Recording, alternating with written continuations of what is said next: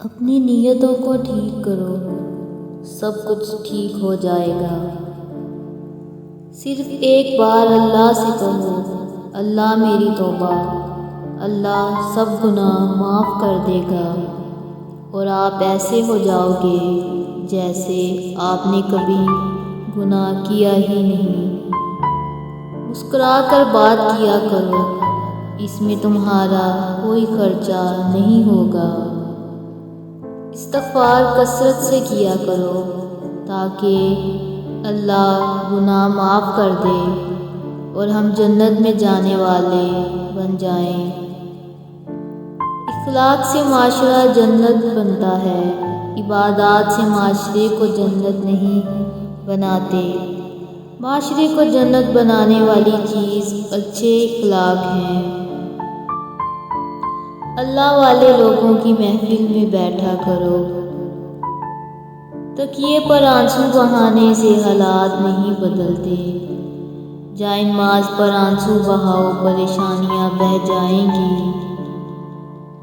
محبتیں بانٹو، نفرتیں تو پہلے ہی بہت پھیل چکی ہیں۔ موت کو یاد رکھنا نفس کی تمام بیماریوں کا علاج ہے، کیونکہ چپ رہنے سے بڑا کوئی جواب نہیں اور معاف کرنے سے بڑا کوئی انتقام نہیں۔ دو چیزیں اپنے اندر پیدا کر لو، چپ رہنا، معاف کرنا۔ تم مسجد میں جا کر اپنی محبت کا ثبوت دو، وہ تمہیں خانہ کعبہ بلا کر اپنی محبت کا ثبوت دے گا۔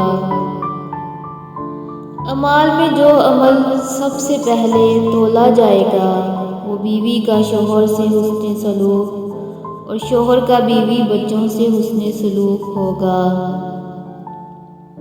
دلوں کو صاف کر کے جینا سیکھو، معافی مانگنے میں پہل کرو، معاف کرنے میں پہل کرو۔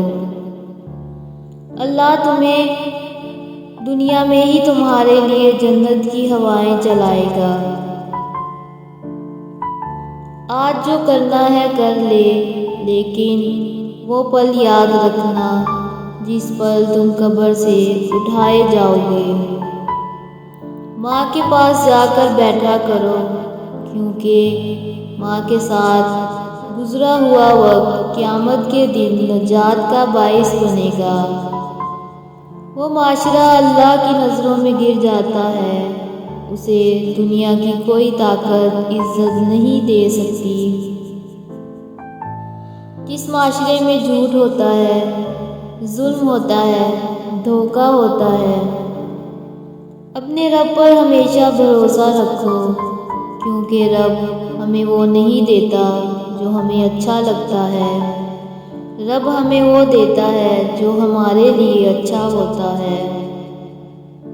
دعائیں رد نہیں ہوتی بلکہ بہترین وقت پر قبول ہوتی ہیں۔ قبر کی تکلیف سے پہلے بھی قدرت ہمیں کئی بار تنہا کرتی ہے تاکہ ہم اپنے خالق سے اپنا تعلق مضبوط کر سکیں۔